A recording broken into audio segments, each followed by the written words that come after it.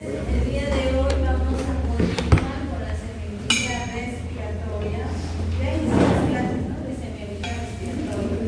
El día de hoy toca semiología del dolor torácico, origen respiratorio, tos, respiración y disnea respiratoria. Vamos a hablar de dolor torácico, pero de origen respiratorio.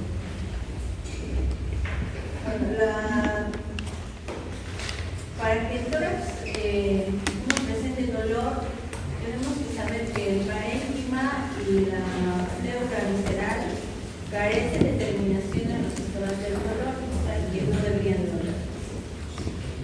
Y pues la pleura parietal y el esófago sí tienen terminación en los sistemas del dolor que comprenden desde 3 a 12.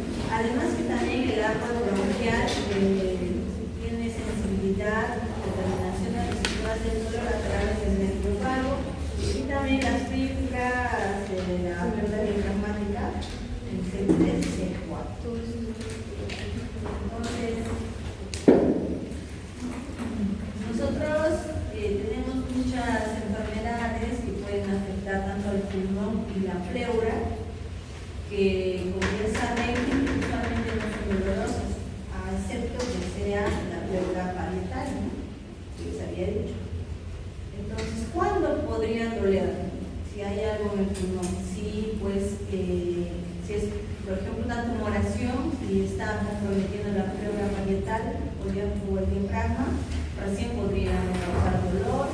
Si alcanzan los grandes bronquios, que sí tienen receptores de dolor, o si hay un espasmo vascular, que sí también, o también cambios en la presión intraabdominal o intrapulmonar que puedan causar alteraciones tanto a la pleura parietal y al diafragma. Tenemos varias causas de dolor, ¿no?, que pueden ser superficiales o viscerales. Superficiales, por ejemplo, los musculoesqueléticos, como una fractura costal, condritis, herpes zóster en la piel o radiculopatías del sistema nervioso. Y las viscerales tenemos gástricas, cardíacas, pulmonares, de las cuales vamos a hablar el día de hoy, de los intestinos. Entonces, netamente de las causas pulmonares pueden ser exactamente en el pulmón, que afecten al pulmón, al parénquima, pues así me refiero, que afecten a la pleura, que afecten al mediastino, o alrededor que lo esté cubriendo el pulmón, ¿no?, los óseos musculares. Al pulmón puede afectar, por ejemplo, el tromboembolismo pulmonar, que puede causar dolor torácico, el infarto pulmonar, que es similar al tromboembolismo pulmonar, la neumonía puede causar dolor torácico, la traqueobronquitis también, pero a nivel más superior, el broncoespasmo también la hipertensión pulmonar severa, es severa. Pleura, un neumotórax, una inflamación, una pleuritis, derrame pleural también pueden causar dolor, sobre todo la inspiración. Tumores pleurales que se extiendan a la pleura parietal pueden causar metástasis a la pleura parietal. Fracturas costales, enterosis musculares, cervicoartrosis, hernias discales también pueden causar dolor torácico. Tumores mediastínicos también. Entonces, según la localización, de arriba para abajo, podemos tener afecciones traqueobronquiales. Por ejemplo, ¿cuáles son las características del dolor si tengo afecciones traqueobronquiales? Puede ser quemazón external, sequedad, y pues puede ir acompañado de tos, y pues puede aliviarse en ambientes húmedos. Ahora, si el dolor es tipo punzante y es del lado lateral de algún lado del tórax, entonces puede ser dolor pleurítico. Usualmente el dolor parietal o pleurítico o diafragmático son dolor torácicos de tipo punzante. Ahora, si este dolor tipo punzante se incrementa con la respiración o se acompaña con disnea, puede ser también una inflamación aguda de la pleura, ¿no? Pleuritis aguda. El cáncer de pulmón es un dolor menos localizado y constante, y siempre y cuando afecte a la pleura parietal. Porque ya ven que si hay inflamación en el pulmón no debería doler, pero si afecta a la pleura parietal ya existe el dolor. Y es un dolor más sordo. Ahora hay dolores que son de tipo opresivo o punzante de acuerdo a la presentación. Por ejemplo, el neumotórax también duele. Claramente es un paciente que viene por algún accidente de arma blanca, ¿no? Una herida en el tórax que le ha causado el neumotórax. Y este se exacerba con la respiración. También hay enfermedades que se exacerban con la tos, o dolores, perdón, que se exacerban con la tos o con los estornudos, como las neumonías, ¿no? Van acompañando estornudos de tos y uno tiene dolor torácico. Procesos infecciosos que pueden causar dolor torácico también van acompañados de fiebre. Entonces, ¿qué vamos a preguntar en la anamnesis? Antecedentes personales. Si tiene factores de riesgo cardiovascular, también podemos preguntar si son hipertensos, diabéticos, tabaquistas o están expuestos al humo de la biomasa. También antecedentes familiares, también caracterizar el dolor. Si es un paciente que viene por dolor torácico y es un patrón, como decían sus compañeros, opresivo, que se irradia la mandíbula, al brazo izquierdo, entonces yo estoy pensando ya que es algo cardíaco, es un dolor de tipo cardíaco. Y en ese caso puedo pensar en un dolor coronario, un síndrome coronario. Si pienso en eso, ya el protocolo que debo seguir es pedir un electrocardiograma, enzimas cardíacas y ya me voy para el lado cardíaco. Pero si las características del dolor no son esas, son otras, por ejemplo, dolor punzante, o que se modifica con la postura, aumenta con la palpación tal vez, entonces, o se aumenta con los movimientos respiratorios, entonces debo estar pensando a lo mejor que si es un dolor torácico y aumenta con la palpación, entonces a lo mejor es un dolor osteomuscular, ¿no? Un síndrome de Tietze. O si es un dolor tipo pulsante y aumenta con la inspiración y con el movimiento del tórax, puede ser un dolor tipo pleurítico, ¿no? Y ahí voy pidiendo una radiografía de tórax. También puedo pensar en pericardio. Ahora, si es un dolor repentino, transfixiante, que va hacia el tórax posterior, lo definen como que si el paciente tuviera una daga que se le está atravesando, es un dolor torácico transfixiante, esto se llama lancinante también. Se sospecha de disección de la aorta. También se confirma por tomografía o rayos X. También hay dolores psicógenos, ¿no? Pacientes que tienen crisis de ansiedad, que no tienen ninguna causa orgánica, pero que aquejan dolor torácico. También hay dolor urente, o sea, quemante, ¿no? El paciente dice, tengo dolor en el pecho, pero es tipo quemazón. Entonces puede ser un tipo de esofagitis, ¿no? Reflujo esofágico tal vez, o también espasmo esofágico difuso si va acompañado de dolor opresivo. Entonces, preguntar las características del dolor en la anamnesis es muy importante. Entonces, como ven, hay características del dolor tipo punzante, tipo opresivo, tipo transfixiante, tipo urente. Entonces, según el tipo de dolor, yo me puedo ir dirigiendo hacia una posibilidad diagnóstica, que obviamente lo voy a comprobar con los exámenes complementarios.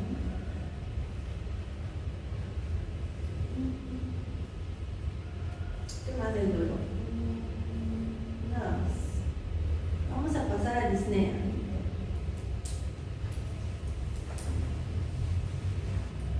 Disnea significa la sensación que tiene el paciente, o la dificultad o incomodidad que tiene el paciente para respirar, para recibir aire.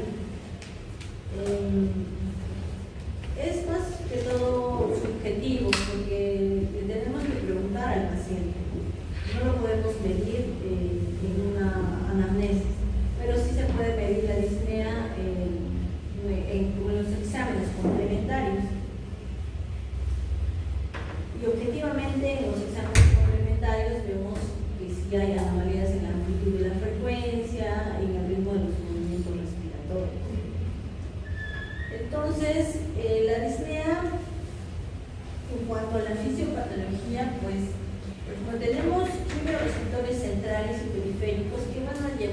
señales aferentes.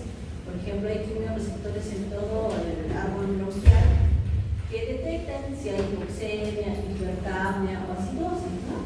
Entonces llevan las señales aferentes hacia el centro de la respiración, y por el efecto de las señales aferentes, los mecanorreceptores, entonces la respuesta es que puede haber más. Por ejemplo, si hay hipercapnia, puede haber más hiperventilación porque está deteniendo CO2, entonces hay estiramiento, aumento del trabajo respiratorio, según el estímulo que esté llevando. También puede haber efectos de mayor llenado de los alveolos, entonces, y movimientos más respiratorios que van a causar la disnea cuando un paciente sobre todo está sometido a un esfuerzo, ¿no? Al caminar, al subir escaleras. Para hablar de disnea tenemos que hablar de 3 puntos básicos, ¿no? Hacer una buena historia clínica, un buen examen físico, y pues nos va a ayudar los exámenes complementarios. El día de hoy vamos a hablar más de la historia clínica y un poco del examen físico. Por ejemplo, para hacer el enfoque para el diagnóstico de disnea en la anamnesis, tenemos que preguntar al paciente los antecedentes, ¿no? Para buscar una posible causa de disnea. Por ejemplo, historia laboral, si está expuesto a contaminantes, a irritantes o a sustancias, ¿no? Tóxicas tal vez, como el tabaquismo, o tal vez si tiene alguna condición que lo inmoviliza prolongadamente, cirugías previas o recientes, como tal vez cirugías de la cadera, ¿no? Que los pacientes están inmovilizados, ¿no? También podemos preguntar si el paciente nos aqueja de dificultad para respirar al esfuerzo, el comienzo, cuánto le está durando, en qué momento del día, con qué posición aparece y con qué posición mejora. Es muy importante saber eso porque la disnea de origen cardíaco bastante nos hacemos llevar por la posición para diferenciar si es cardíaco o respiratorio. Porque hay pacientes que mejoran la disnea cuando están sentados y empeoran la disnea cuando están echados. Hay otros que mejoran la disnea cuando están parados, otros cuando están lateral. Entonces, esos son los tipos de disnea que lo van a ver también cuando hagamos el capítulo de cardiología. Factores precipitantes, por ejemplo, los ejercicios o tal vez ingesta de alguna comida, que sean alérgicos a algo tal vez. Y también, aparte de eso, síntomas asociados. Puede haber pacientes con dolor torácico más disnea, pacientes con dolor torácico más fiebre, pacientes con dolor torácico más disfagia. Entonces, cambian. Por ejemplo, si es un paciente con dolor torácico más disnea, puede ser un paciente cardíaco. Si es un paciente con dolor torácico más tos, es un paciente probablemente neumológico, alguna infección, alguna neumonía a lo mejor. Si es un paciente con disnea y disfagia, es probablemente una alteración en el esófago. Entonces, los síntomas asociados nos ayudan bastante también a dirigirnos a la posibilidad diagnóstica. También hay que preguntar si tiene algún tratamiento farmacológico de larga data. Hay pacientes que consumen anticonceptivos orales, beta bloqueantes, también consumen algunos medicamentos para la artritis reumatoide, también para pacientes que están en quimioterapia, ¿no? que pueden ser causantes de disnea. Vamos a clasificar a la disnea según su etiopatogenia, sus causas y sus categorías clínicas. Pueden ser de origen por la hiperventilación o por la disminución de la capacidad vital. Según sus causas, pueden ser respiratorias, cardíacas y neurológicas. El día de hoy vamos a hablar de causas respiratorias, nada más. Y según su categoría clínica, pueden ser de esfuerzo, laborioso, paroxísticas o crisis de disnea.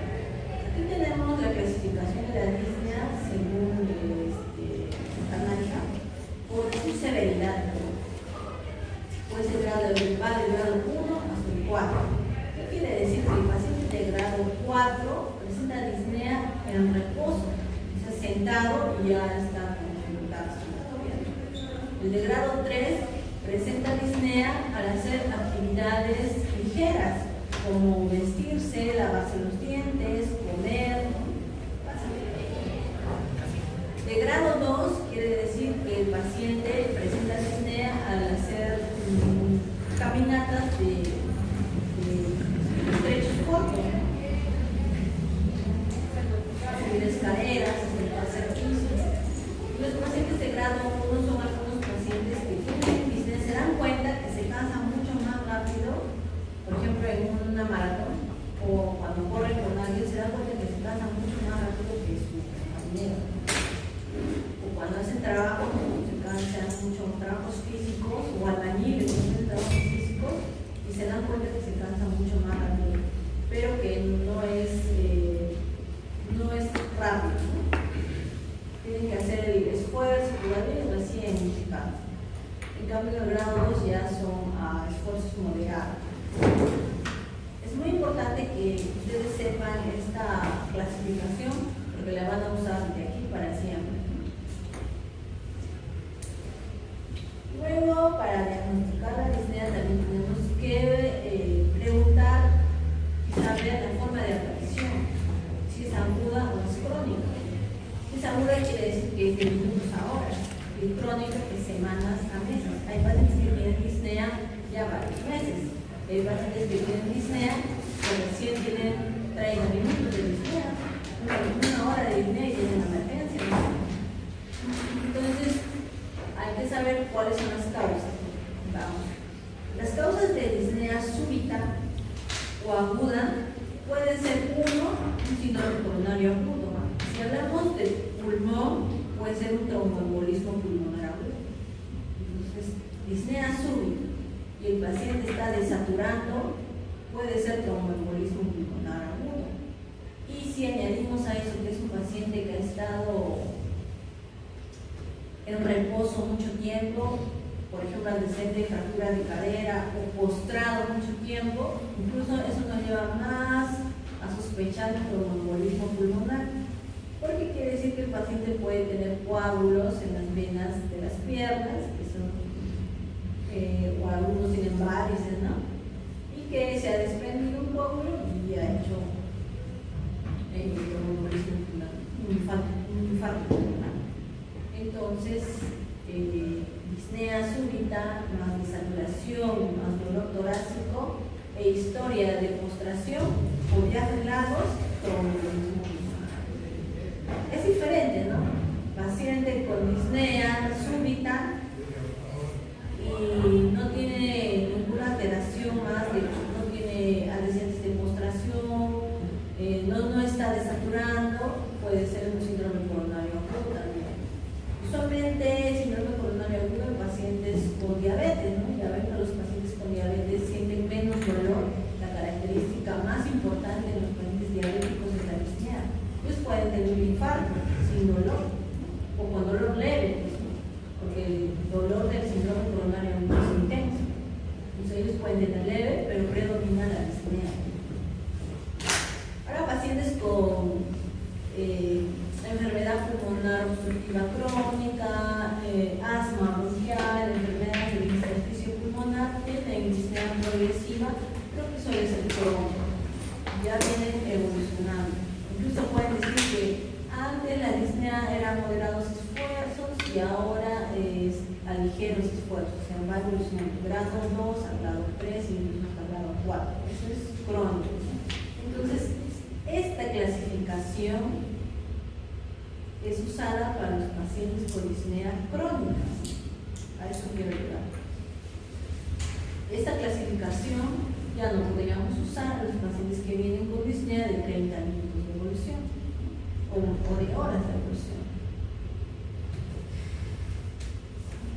Entonces, hay varias causas de disnea. Ya hay causas nerviosas, metabólicas, distensiones abdominales, cardiovasculares. Ahora estamos hablando de las causas respiratorias, que pueden ser, si empezamos de arriba para abajo, por ejemplo, estenosis de las vías respiratorias.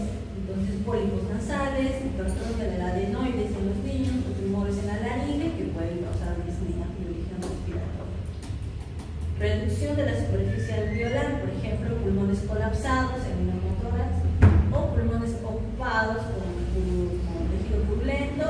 neumonía o tuberculosis, infección, como causa disnea.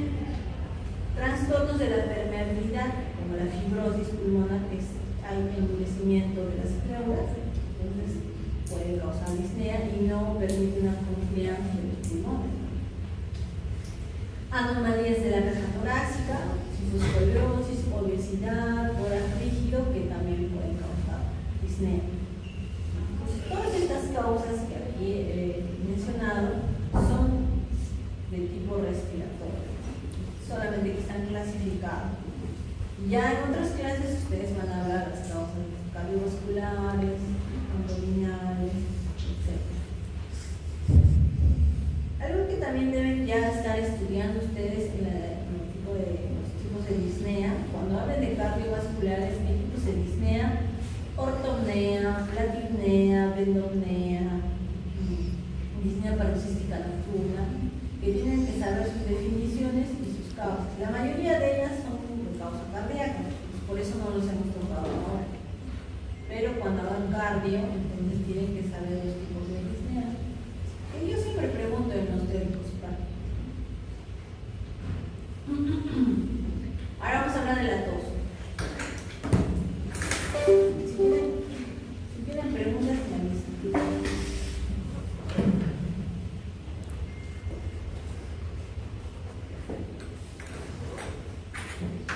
Listo.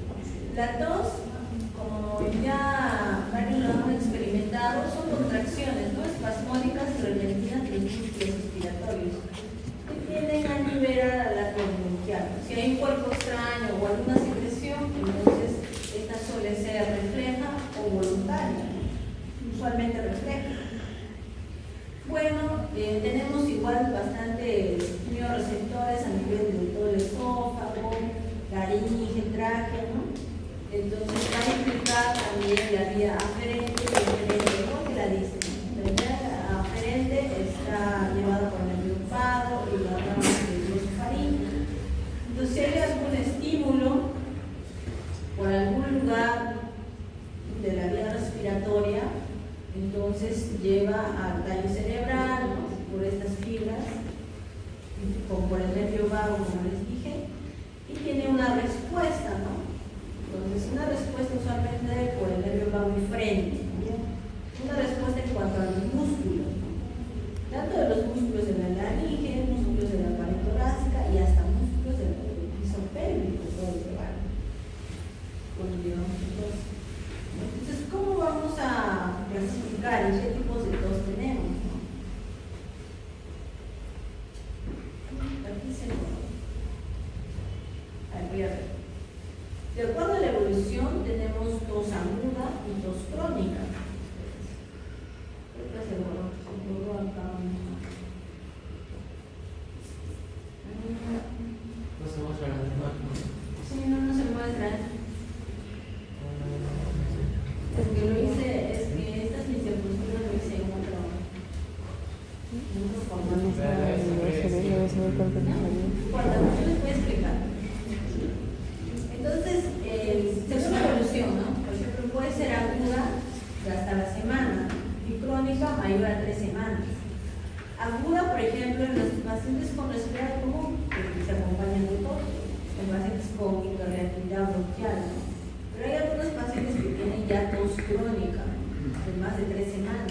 Esos pacientes suelen ser la principal causa un cáncer de pulmón, un EPOC. Y también clínicamente suelen haber tos seca y tos con secreción, que ahora vamos a ver aquí. ¿Se ven? Y ahora lo voy a pasar ahora. A ver, ¿no? No se ve aquí, ¿no? Aquí se ve, pero allá no se ve.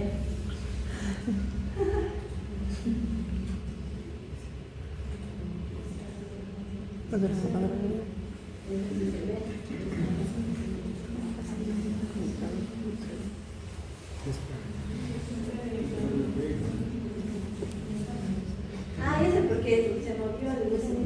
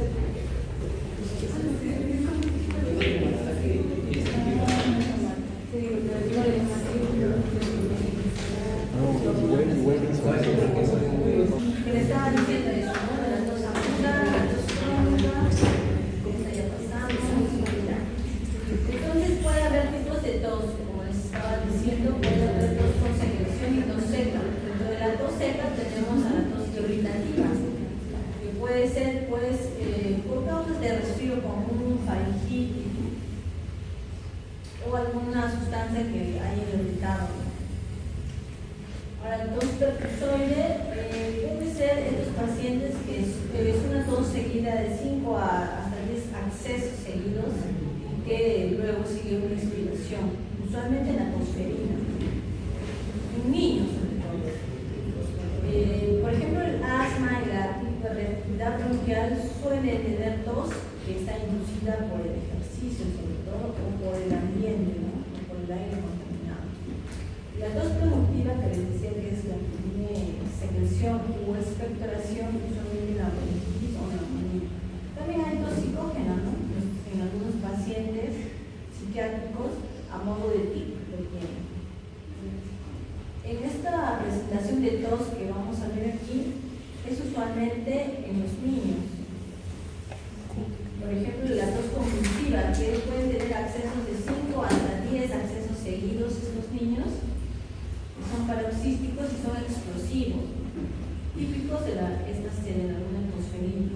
La tos bitonal es cuando hay vibración diferente, hay dos tonos cuando tosen el paciente, cuando hay inflamación de la laringe. También tenemos la tos seca o ronca o perruna, ¿no? Que es de predominio nocturno, usualmente por infecciones virales. Tos coqueluchoide, usualmente cuando hay compresión, ¿no? A nivel de la laringe generada por tumores con metástasis de tumores mediastínicos, ¿no? Hay compresiones. Y la tos electrizante, hay pacientes que tienen tos y que la tos les produce el vómito.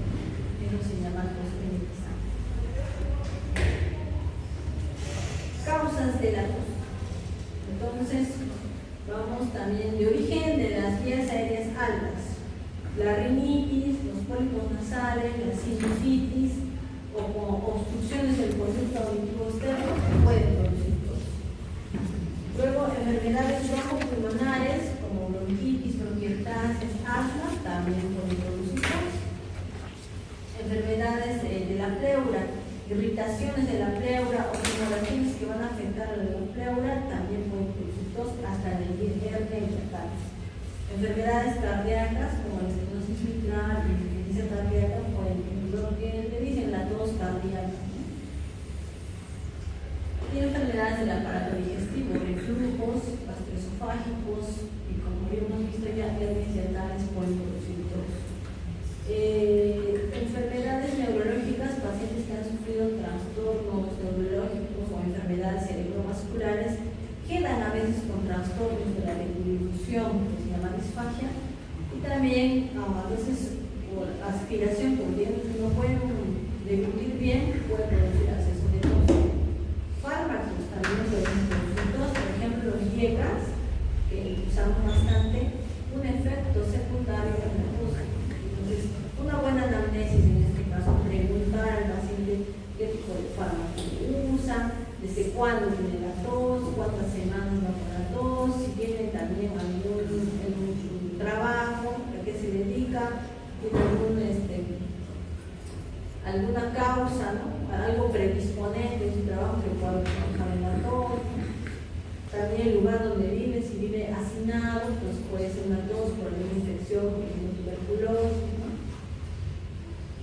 También otras causas que forman síndromes paraneoplásicos, el cáncer de riñón, bueno, pues, clásico.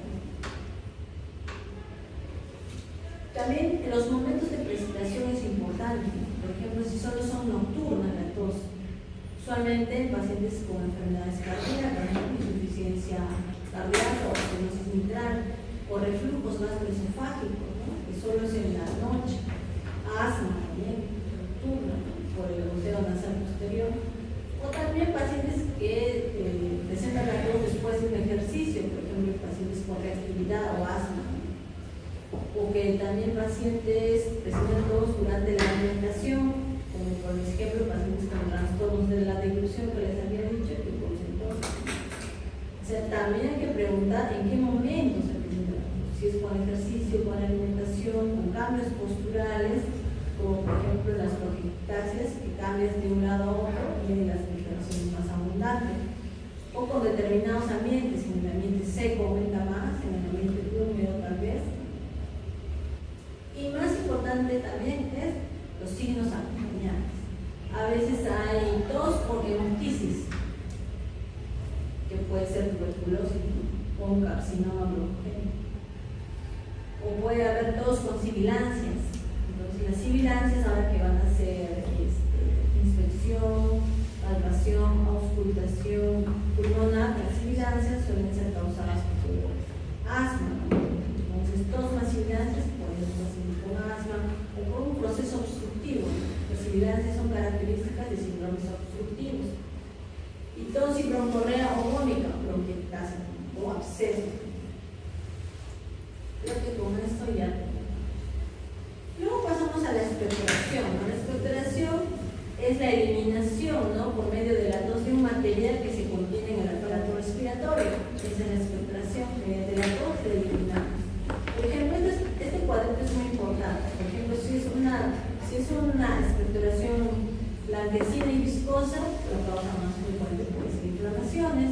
Si es verde, amarillenta, alergia. Si es pardo o herrumbroso, neumonía. Si es rosado con espumas, o sea, asalmonado, le dicen, edema agudo del pulmón, ¿no? Lo típico, ¿no? Y si es hemoptóico, o sea, con sangre, lesiones en el aparato respiratorio o hasta tuberculosis, ¿no? Creo que con eso acabamos. ¿Alguna pregunta que tengan, chicos? Yo. Dime. En los dos, en los niños, que todos estos niños, de 15 minutos, produce ¿Qué dices? en el tipo de tos en niños de 5, en la última, ¿qué tipo de tos era? ¿Emetizante? ¿Ah? Emetizante. ¿Es que produce vómitos? Emetizante. Emetizante. Emetizante. ¿Continuamos una clase más? Sí, no. Casa de 5. 5 minutos. Este te domina ya, ¿no? ¿Pueden todavía o no pueden? Si pueden. Son jóvenes. Si yo puedo hacer esto. Ustedes están más jóvenes que yo. A ver, vamos a ver cuántas diapositivas son. 28. 28.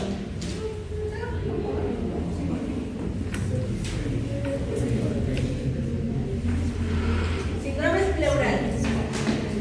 Es muy importante que ustedes sepan síndromes, ahora que van a empezar, síndromes pleurales, síndromes de condensación, síndromes obstructivos. Síndromes pleurales quiere decir que la afectación está en la pleura, parietal o visceral. Entonces, por ejemplo, el neumotórax. El neumotórax es el ingreso de aire al espacio interpleural que va a originar el colapso del pulmón. Por ejemplo, si tengo un paciente que ha sufrido un robo con un arma blanca, le hicieron una lesión, por ejemplo, en el cuarto espacio intercostal, ¿no? Derecho, vemos que el aire va a ingresar y va a colapsar todo el pulmón. Vean que el pulmón está pequeño. Eso se llama neumotórax. Todo el aire que está aquí adentro es neumotórax. Aire externo. Puede haber de neumotórax espontáneo y adquirido. El que suele saber es adquirido, el traumático, ¿no? Que puede ser abierto o cerrado. También puede haber el neumotórax iatrogénico, ¿no? Por procedimientos. Por ejemplo, cuando estamos haciendo una toracocentesis y nos vamos y lo pulsamos al pulmón. O cuando estamos poniendo un catéter venoso central, o sea, la vena, también pulsamos y podemos causar neumotórax. Podemos pulsar el virus al pulmón. Ha pasado.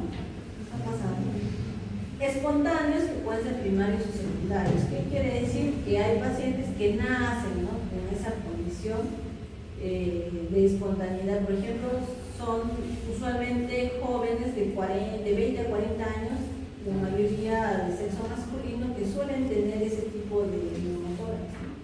O sea, que tienen como quistes de aire pequeños dentro del pulmón. Secundario a EPOC, secundario a enfermedades intersticiales, a cáncer de pulmón, ¿no? Inhalación de sustancias. También hay neumotórax catamenial. ¿Catamenial qué quiere decir? Las mujeres en periodos menstruales.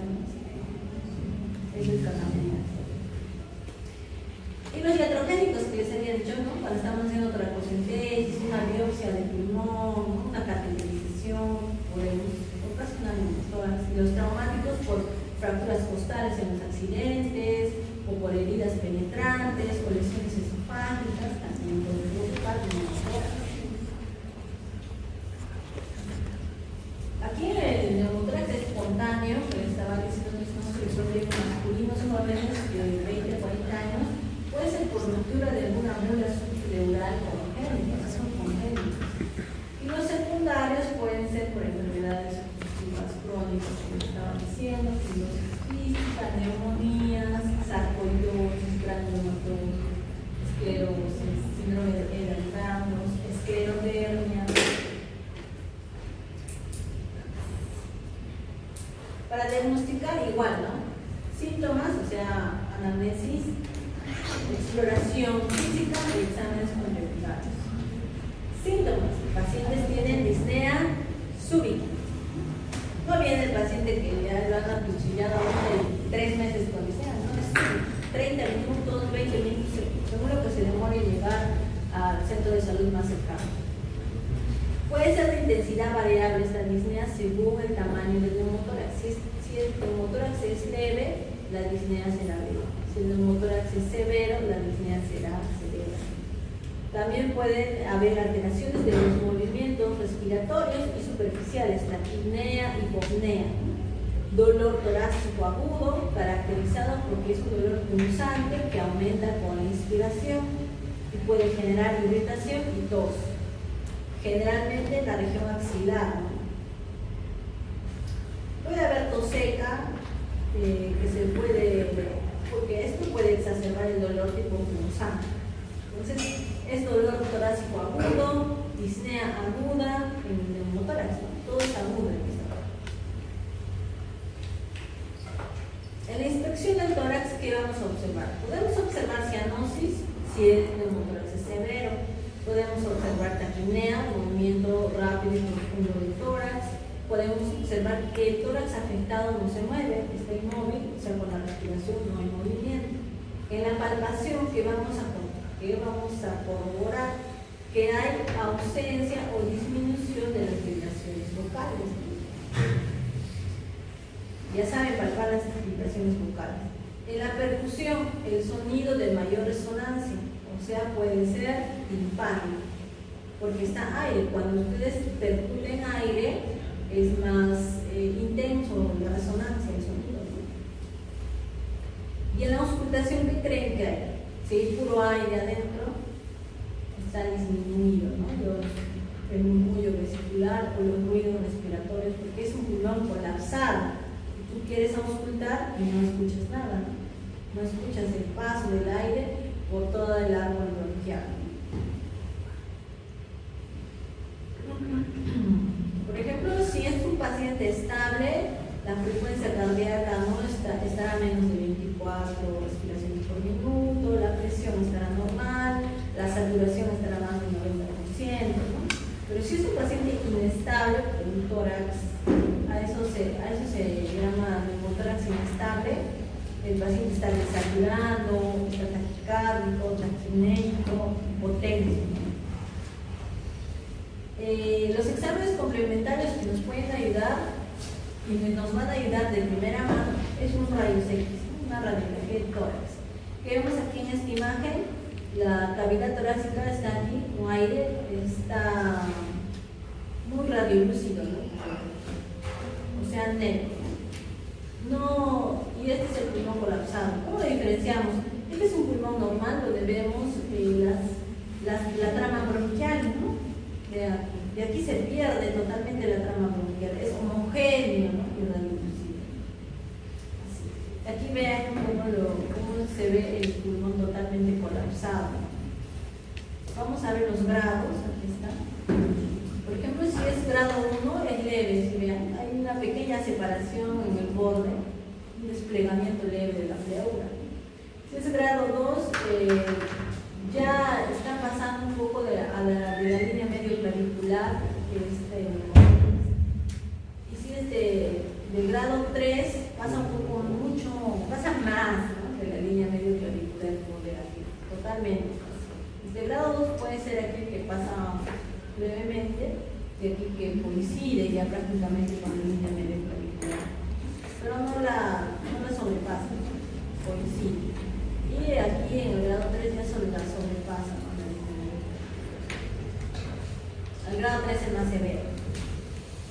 Tomografía también podemos pedir, que en algunos lugares no lo tiene, y aquí ven que el pulmón está colapsado, y esto todo lo que ven de negro es el aire.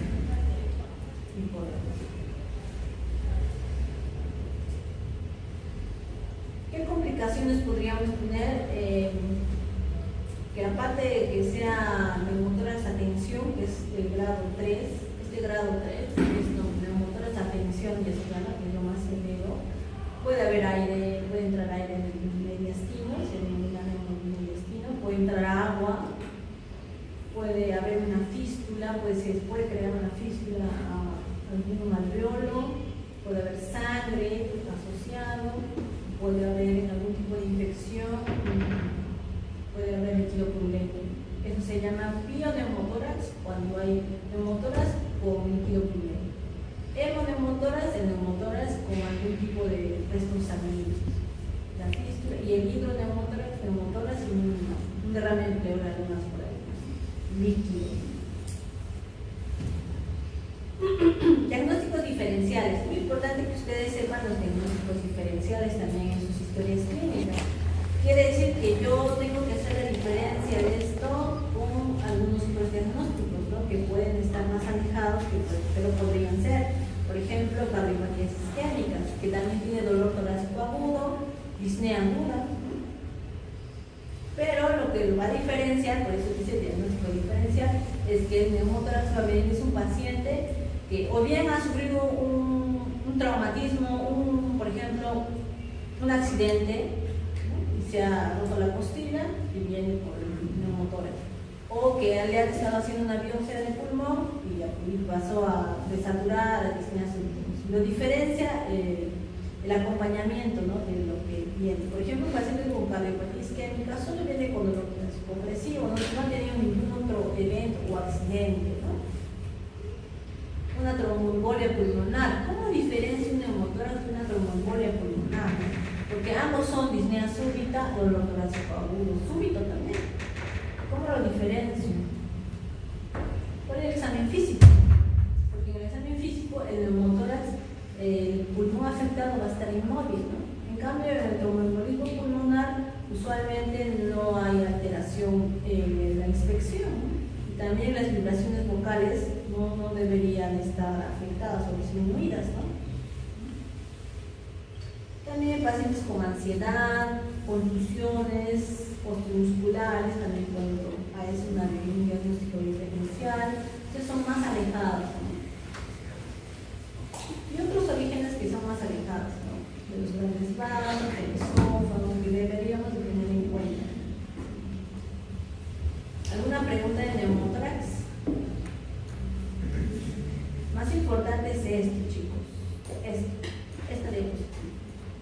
neumotórax.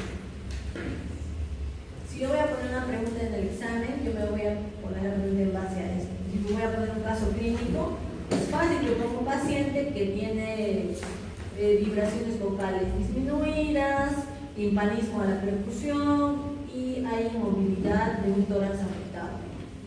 ¿Qué tipo de síndrome es?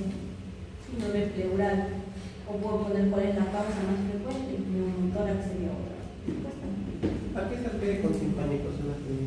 Timpanismo, Sí. cuando ustedes estudien en la percusión, porque ustedes tienen la maniobra dígito-digital, ¿no? Para percutir. Entonces, cuando ustedes hagan la percusión, entonces tienen que saber que el timpanismo tiene mucha mayor resonancia, ¿no? Suena más, a eso se refiere. ¿Qué suena más? El aire. Pues cuando hay un pulmón y está lleno de aire, es más timpánico. Pero cuando está lleno de líquido, ¿cómo es, Mauricio? Cuando está lleno de líquido, ¿qué es? ¿Qué es cuando está lleno de líquido? Matidez, es mate. Mate. No mate, matidez, pues.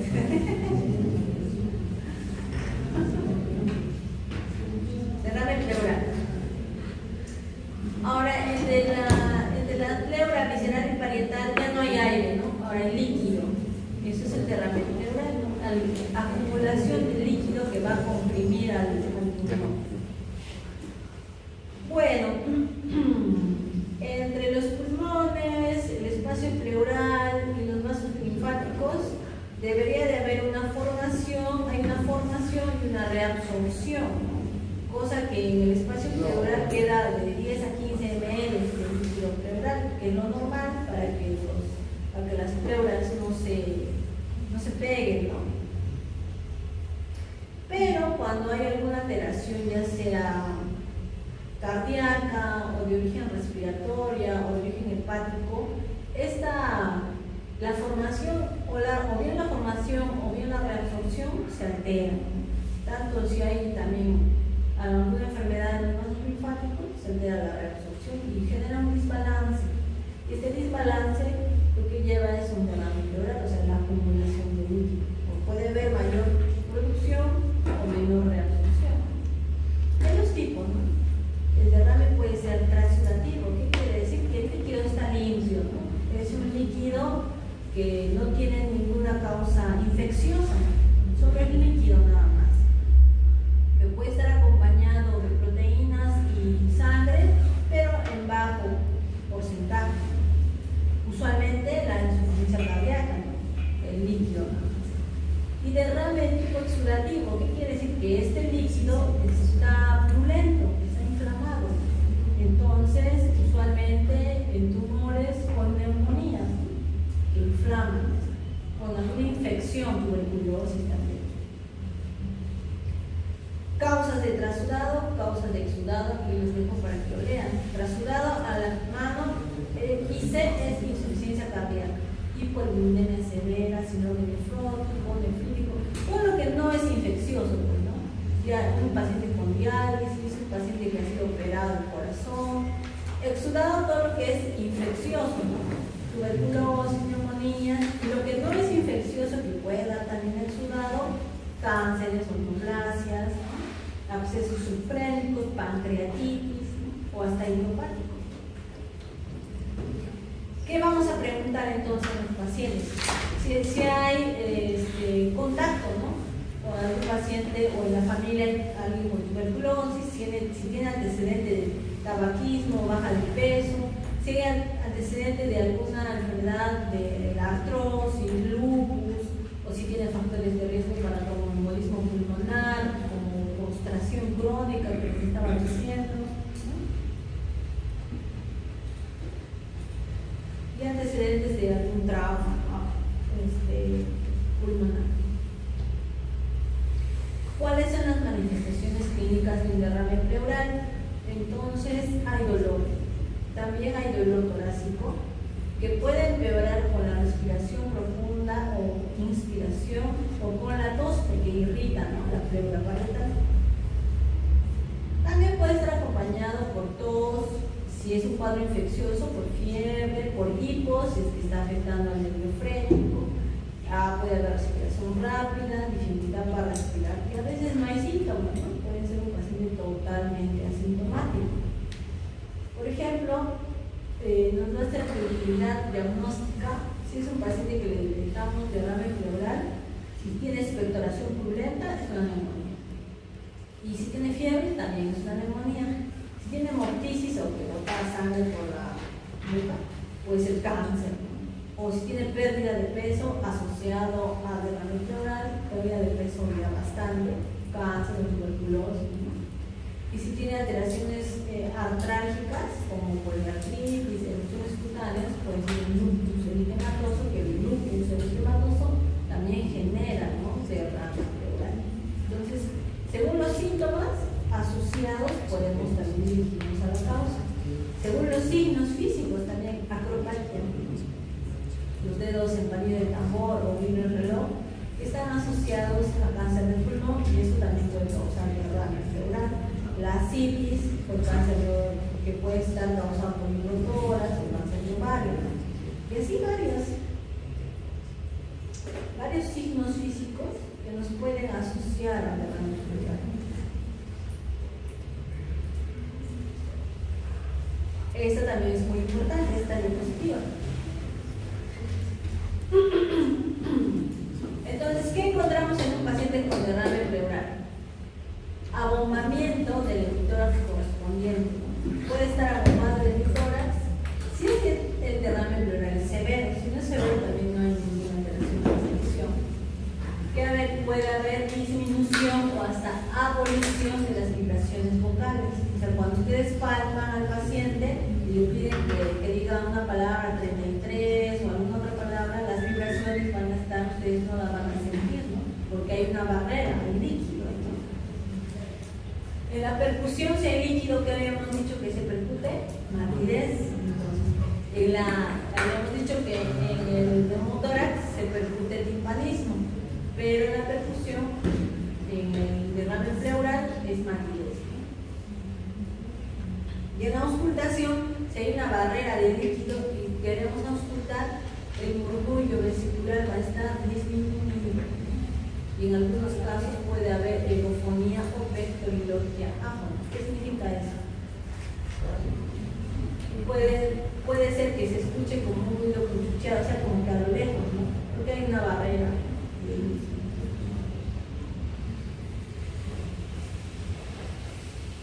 Por ejemplo, así vamos a explorar el examen físico. Estamos auscultando y puede haber, por ejemplo, en esta, le denominan la curva de la moción a la línea que va, a la línea parabólica que va aquí, ¿no? Por ejemplo, si hay un derrame pleural en la base, esta base derecha, entonces usualmente forma como una línea, ¿no?, los derrames. También se pueden cambiar con las posturas, ¿no? El líquido va por un lado, por lado, cambia. Entonces, si nosotros vamos auscultando, vemos que a nivel del campo pulmonar izquierdo no escuchamos el murmullo vesicular normal, no hay un ruido agregado, pero si hubiera un derrame pleural, por ejemplo, a este nivel, escuchamos que el murmullo vesicular está disminuido a nivel de la base derecha. Así lo tenemos que describir. Y en la percusión obtenemos matidez. En cambio, podemos obtener la sonoridad normal en lugares no afectados. ¿Qué exámenes complementarios puede obtener? Un rayos X, una radiografía torácica, que se forma como meniscos, como les decía. Hace como un borde superior cóncavo y aquí un receso diafragmático, como aquí está como obturado. Esto del blanco es líquido. Este blanco es líquido. Entonces la presencia de líquido de mayor se observa más o menos en el rayos X si es más de 150 ml, ¿no?, o 300. Aquí con esta radiografía solo podemos decir que es líquido, pero no podemos decir si es trasudado o exudado. Eso no podríamos decir si es si es un líquido claro, no La toracocentesis nos va a ayudar a caracterizar el líquido, o sea, retirar un poco del líquido y ver el color, ¿no?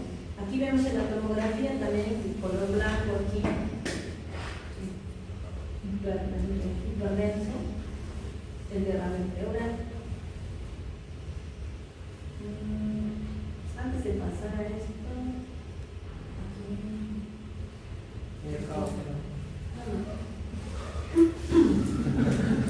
antes de pasar a ello,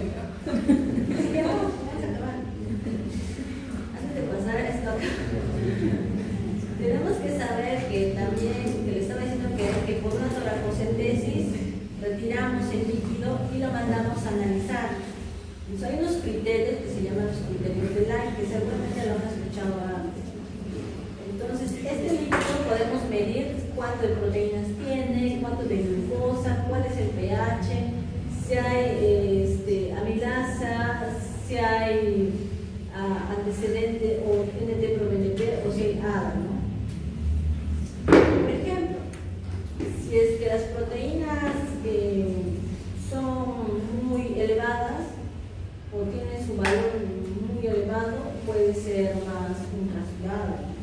Entonces, vamos haciendo divisiones, ¿no? O si la glucosa está muy consumida, aquí menos de 60, por ejemplo, pueden ser infecciones, ¿no? Como derrames paraneumónicos complicados, edema es una infección complicada, ¿no? Que consumen bastante glucosa. Si el pH es ácido, menor de 7.2, pueden ser también infecciones, como ven aquí, la mayoría de infecciones, ¿no? Si el ADA es más de 40, usualmente tuberculosis, ¿no? o edema, pero usualmente el ADA se utiliza para tuberculosis. Amilasa, si los pacientes tienen alguna enfermedad pancreática que ha trasladado al pulmón, entonces puede estar un poco, en el nivel un poco normal en el suelo, ¿no? Pero puede detectarse amilasa en el líquido pleural en menor cantidad. Y este marcador de insuficiencia cardíaca puede estar elevado si el paciente es de origen cardíaco o derrame pleural. Por ejemplo, si hago la relación del lactato de ciclohexanasa en la pleura sobre el suero, si es menos de 0.6 está azulado. Si es más de eso, exudado. Las proteínas en la pleura y en versus el suero, menos de 0.5 trasudado, más de esa cantidad exudado. Igual también, esos son los más utilizados. ¿Qué más? También podemos ver si en este líquido pleural hay sangre, ¿no? Si hay hematíes. Si es más de 0.5 el valor, nos puede orientar a hemotórax. Si hay linfocitos, ¿no? Si hay más de 50% de linfocitos, más tuberculosis. Si hay polimorfonucleares, más del 50%, también infecciones paraneumónicos, neumonías severas. Si hay células malignas, neoplasias. Si hay células mesoteliales, más del 5% de escapa tuberculosis. Y también el lugar donde se ubica el derrame pleural puede ser bilateral, puede ser solo en el lado derecho o solo en el lado izquierdo, ¿no? Bilateral, si es un derrame pleural bilateral, la primera causa será insuficiencia cardíaca. Derrame pleural bilateral, insuficiencia cardíaca. Si es derrame pleural derecho, solamente derecho o unilateral, puede ser por causa de artritis, por causa de hipoalbuminemia, como alguna enfermedad hepática tal vez, ¿no? O hemotórax, ¿no? Y si es en el lado izquierdo, solamente unilateral izquierdo, todo lo que está en la izquierda, el páncreas está en el izquierdo, si hay una pancreatitis por trasudación, puede dar derrame pleural izquierdo, el girotórax o la tuberculosis también, ¿no? O el lupus. Pero con esta diapositiva les quiero aclarar que si tiene un paciente con derrame pleural bilateral, sospeche como primera causa de insuficiencia cardíaca. La insuficiencia cardíaca no suele dar en bilateralidad, es bilateral. Ya, acabamos.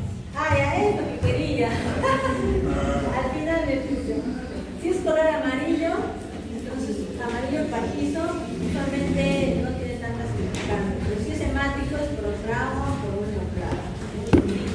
Si es turbio, en piel, si es lechoso, quilotórax, si es negro, por infección de hongos.